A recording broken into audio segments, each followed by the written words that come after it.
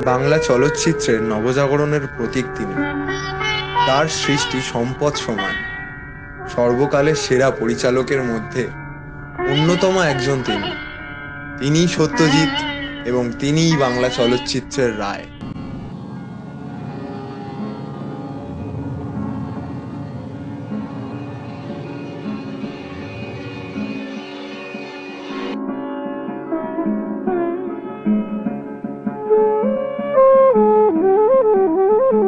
আর নায়ক হলেই দেবতুল্য লোক হওয়া উচিত নয়।